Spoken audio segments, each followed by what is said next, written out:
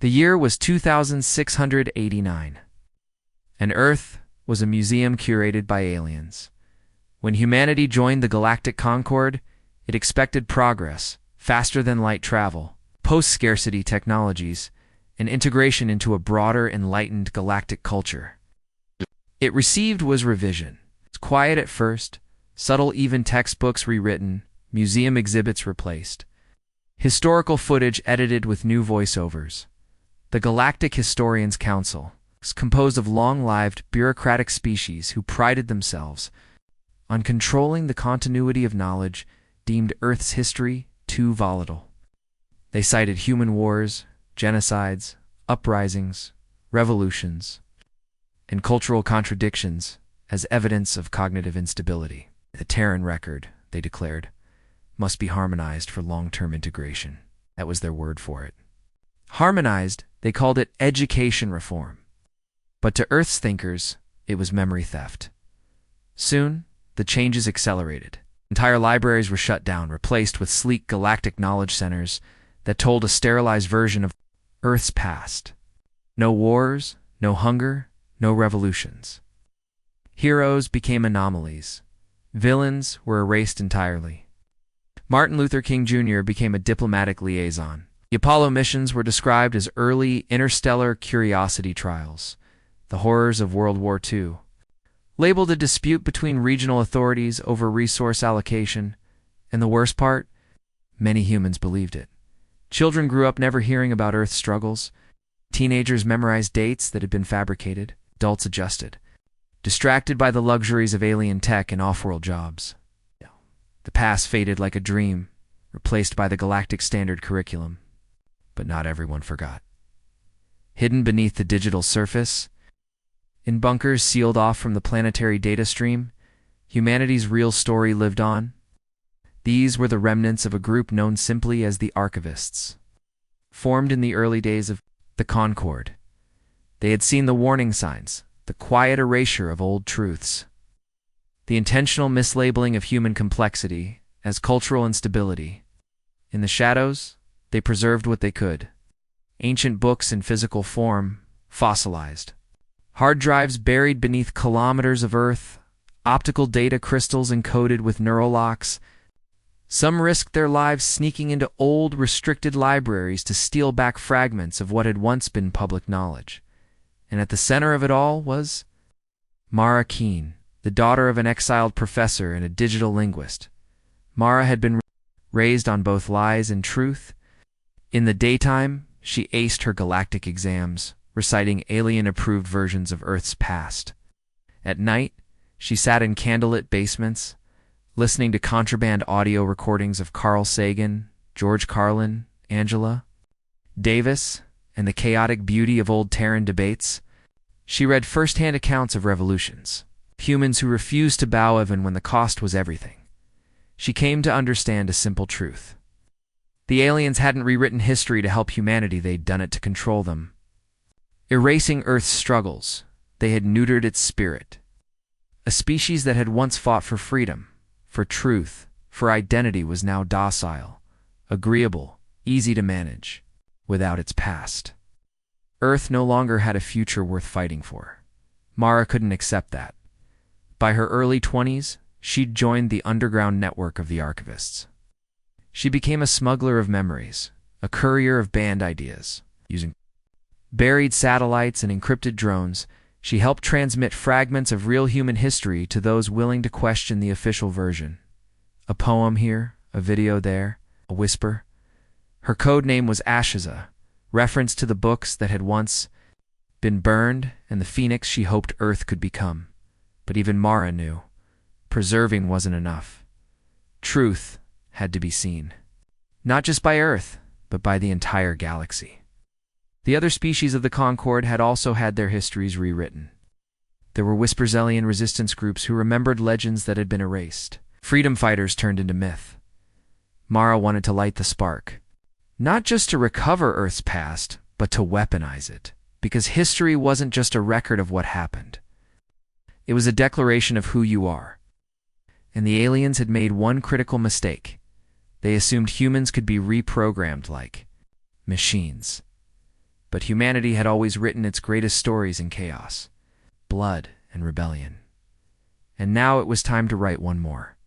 The first war of the new era wasn't fought with guns, it was fought with words. The aliens didn't expect resistance to come from libraries. Their power was in orbital fleets and legal dominance. They had erased empires before with bureaucracy, sharper than blades. On Earth, they thought the work was done. The curriculum approved, the minds pacified, the voices silenced. But they underestimated the human instinct to remember. What began as whispered stories passed between children, and the slums of post-Concord megacities quickly evolved into something larger. Entire poems once thought lost were memorized in secret. Musical lyrics encoded resistance slogans. Folk tales reappeared with sharper edges. And soon, underground feeds, quantum encrypted, untraceable, were carrying these pieces of Earth's true past across cities, continents, even colonies off-world. At the center of this growing information storm was Mara Keene. She didn't need weapons. Her arsenal was data. Her strategy: ignite the truth faster than the Council could erase it, using ancient dead letter protocols hidden within long-abandoned communication satellites. She and her team began broadcasting short fragments of real Terran history, disguised within digital noise. A 10-second clip of Martin Luther King Jr. speaking over a background of static, a grainy photo of the Berlin Wall crumbling, buried in planetary weather reports, a hidden file titled Galactic Agriculture Projections that actually contained a reading of The Art of War. They called their network Chronofire because what they sent into the future was fire, memory, and defiance. The effect was slow, but undeniable. Teachers who had grown up under the alien curriculum began to hesitate at the lies they repeated. Students whispered about events they weren't supposed to know. Entire classes vanished for asking too many questions. But with every crackdown, Chronofire grew stronger. Mara wasn't alone. On Mars, the red vaults lit up, and old resistance AI reactivated and pledged its processors to Chronofire's cause. On Luna, Forgotten Monastery uploaded a full backup of pre-Concord history to a moon-facing satellite dish disguised as a weather array. From the shattered remains of New Delhi's Central Library, a team of rogue archivists beamed entire encyclopedias, hidden in galactic traffic control codes and off-world. The ripples began. Some alien species, long subjugated under the same historical reforms, began to question their own rewritten legacies. The Tholar, once proud warriors turned docile engineers, discovered old ballads sung in war cadence, buried in Earth's signal bursts. The Valari, a species known now only for farming, found their ancestors had once mapped stars centuries before the Council claimed the technology was invented. Earth's resistance sparked a fire they couldn't contain, but the Council noticed the Galactic Historians Council, headquartered on the neutral archive world of Celix, labeled Chronofire a Class 1 information plague. It was the highest-level threat ever assigned to a non-violent entity. Their solution? Silence. They dispatched cultural purifiers, Selite squads, equipped with neural dampeners, logic scramblers, and instant-kill protocols. Their goal? Hunt and dismantle every node of Chronofire, erase its data, destroy its leaders. But Mara was always one step ahead.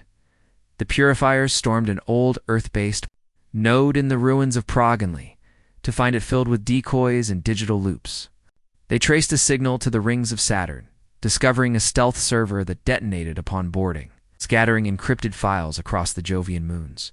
And then came the leak. CHRONO managed to breach a low-security council internal database. What they found was proof, direct evidence that Earth's history hadn't been reformed by accident, but as part of a deliberate multi-species effort to pacify and strip Earth of cultural power. The Concord had known, if left unaltered, human memory could unite not only Earth but the entire galaxy. Mara released the files in a wave, untraceable, viral, self-replicating. It wasn't just rebellion anymore. It was revelation. Galactic news feeds were hijacked, monument holograms overwritten, even Concord diplomatic servers flooded. For 24 hours, No one could access any official data without seeing a rotating slideshow of Earth's suppressed history, from the storming of the Bastille to the fall of apartheid. From suffragette marches to the defiance of Tiananmen. Ono Fire had rewritten their narrative. The Galactic Historians Council had stood unchallenged for millennia. They were the stewards of galactic memory, the caretakers of civilizations past. Their role, they claimed, was sacred to shape history into a form that promoted harmony and obedience. But now, because of a single Terran insurgent named Mara Keen, their illusion was unraveling. The Council gathered an emergency conclave on Celix, the archive world, where vast libraries stretched into orbit and knowledge was, bound in energy and light. For the first time in centuries, their discussions were not scholarly debates, but frantic crisis control. Chronofire had done the unthinkable.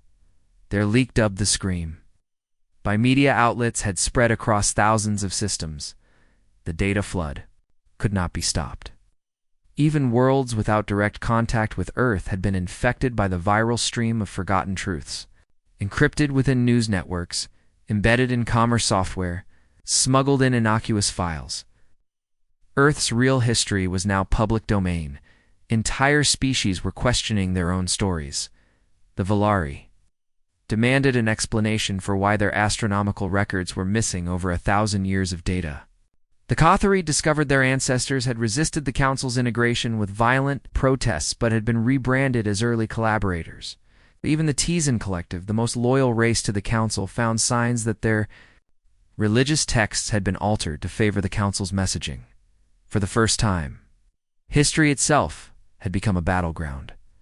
The Council responded with overwhelming force. They enacted Operation Final Redaction, a classified protocol that authorized military action under the guise of historical quarantine. The first target, Earth, Mara Keen, and the archivists knew they had gone too far to turn back. They had forced the Council's hand. The response came fast. Within 72 hours, massive Kyrellan dreadnoughts arrived in Sol System. How the Terran orbital? Defense grid woefully outdated and neglected crumbled under focused plasma bombardment. Entire cities were blacked out. Communications were jammed. Satellites were sterilized. The aliens weren't coming to fight. They were coming to erase. Vaults of knowledge, painstakingly preserved by generations of archivists, were vaporized. Memory cores turned to slag. Cultural monuments rebuilt after the Concorde's arrival were brought down in waves of surgical strikes. The Galactic Council wanted not only Earth's resistance extinguished, they wanted Earth's identity wiped. Clean. But they had underestimated one thing. Mara wasn't on Earth anymore. She had anticipated this scenario. While the Council destroyed the surface, Mara and a team of rogue engineers, scholars, and outlaws launched a covert mission aboard Athena's Wake stealth ship, retrofitted from an old cargo freighter, coated with gravity-bending alloys, and equipped with the last surviving archive core inside. The core was the complete and unfiltered history of Earth, unaltered, uncensored, untamed.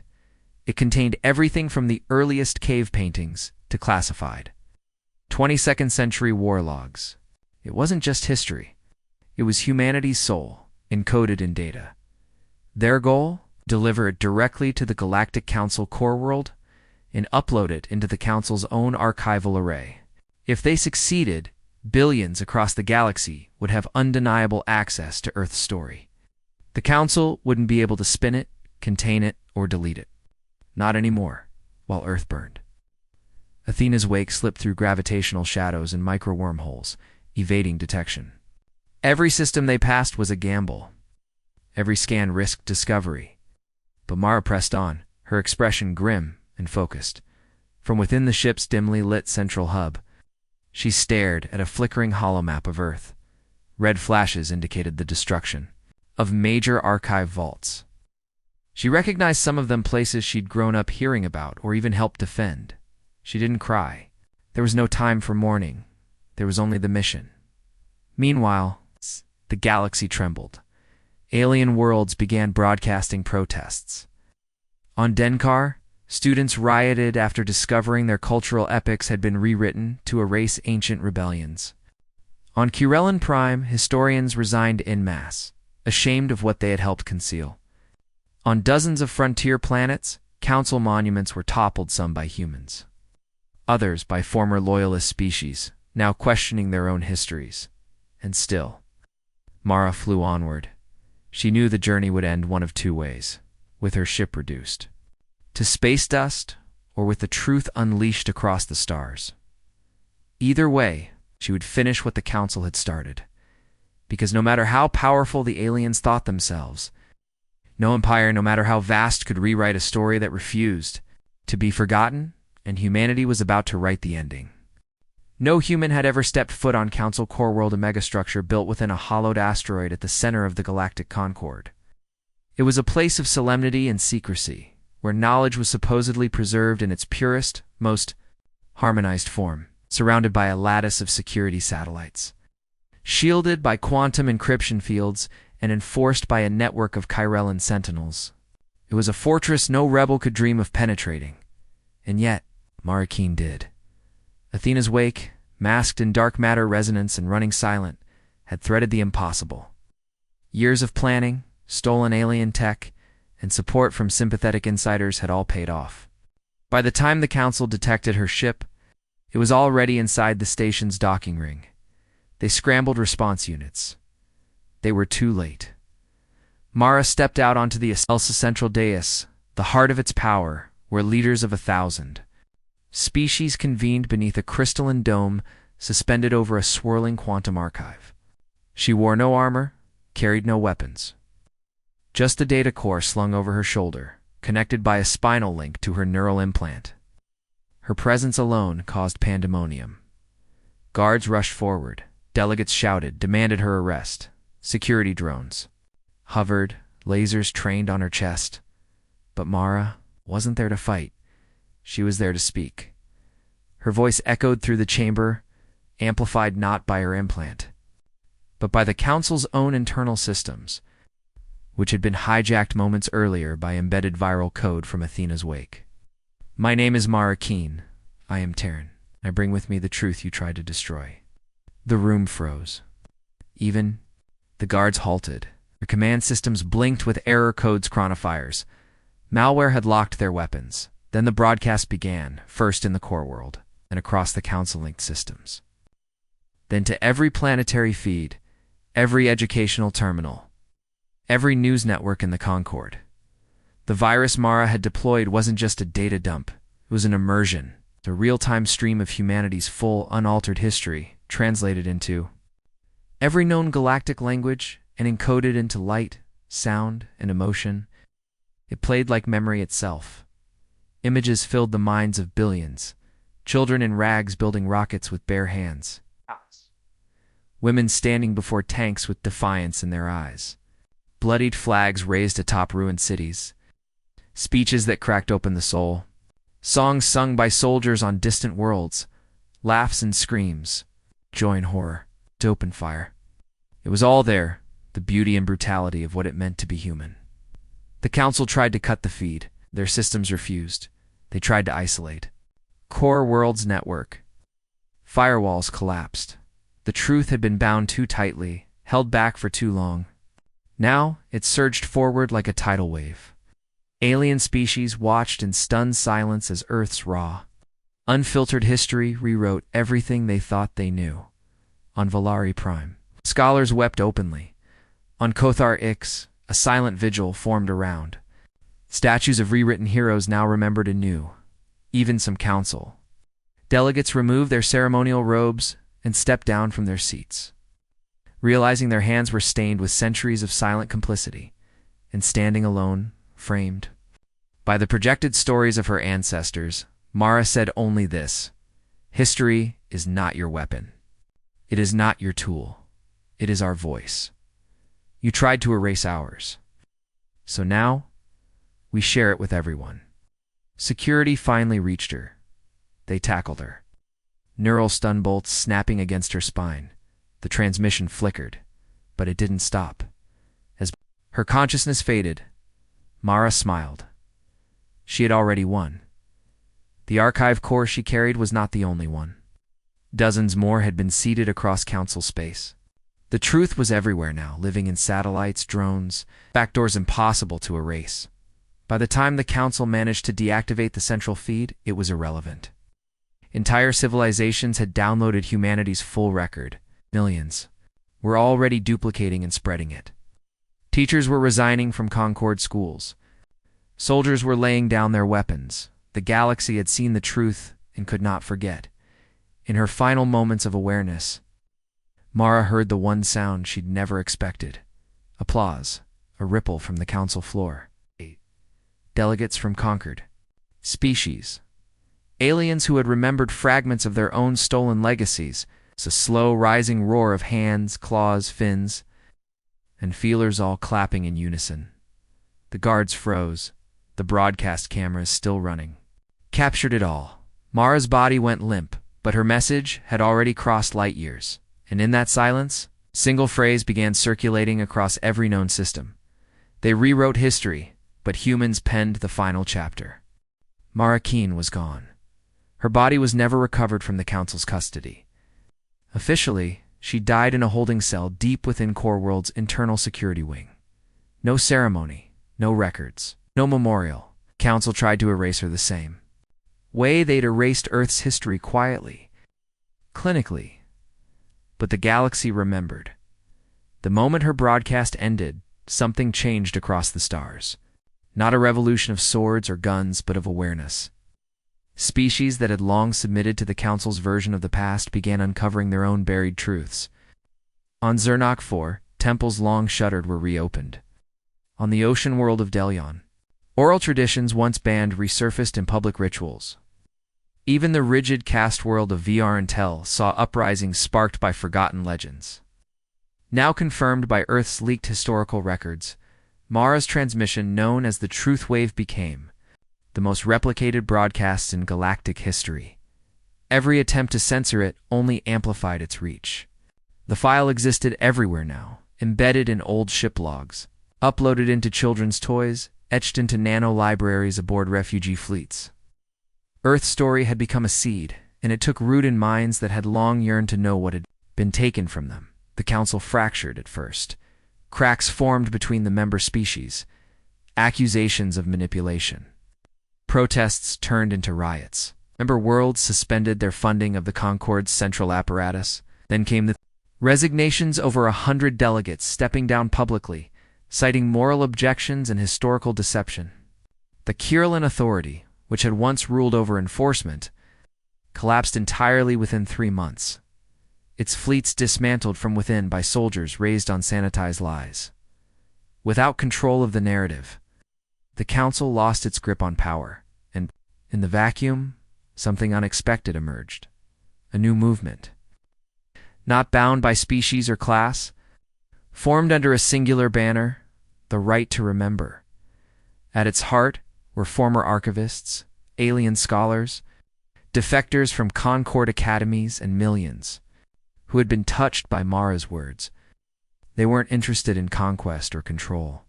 Their mission was simple: to recover every suppressed history from every world and return it to the people. Earth, once silenced, became the lighthouse of this movement. Mara's homeworld, scarred but unbroken, was rebuilt not as a central authority, but as a sanctuary for truth. Vaults were constructed from lunar steel and Martian crystal to house the histories of hundreds of species.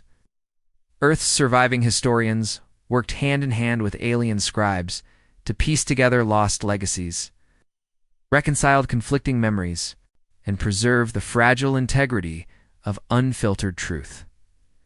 Statues of Mara Keen appeared everywhere, from orbiting stations to jungle moons. But they weren't grandiose, just a simple figure standing with a data core slung over one shoulder, eyes cast forward, forever walking toward the unknown. Her most famous quote was, engraved in 1,000 languages, "History is not what they say it is. It's what we carry with us." So the galaxy entered a new era, not of utopia, but of reckoning. Lies were peeled back, as painful truths exposed. Healing began. Wars erupted in some places, peace treaties in others. But for the first time, in remembered galactic history, the people were choosing their path with eyes wide open. On Earth, children once again learned of the Warsaw Uprising, of Mandela's long walk, of Apollo's first leap and Hiroshima's terrible silence. They studied both saints and tyrants, not to glorify or condemn, but to understand, and among alien worlds. Humans became known not for violence or conquest, but for memory, for refusing to forget. A decade after Mara's final broadcast, the Council was officially dissolved. Its archives were handed over to the Right to Remember initiative. The planet of Celix was transformed into an open historical hub, no longer a place of control, but of collaboration. And on the 100th anniversary of her death, a simple ceremony was held on Earth. Leaders from 1,000 worlds gathered under the Terran sky. No weapons, no speeches. Just a silent walk through the Valley of Memory, where fragments of every world's history stood preserved upon to all, altered by none. There, a child from a distant desert planet whispered to their mother while pointing to a human woman's statue. Who was she? The mother smiled. She didn't start a war, she didn't kill anyone, she just told the truth, and the galaxy changed. And so ended the story the Council tried to bury. Aliens rewrote history. But humanity penned the final chapter.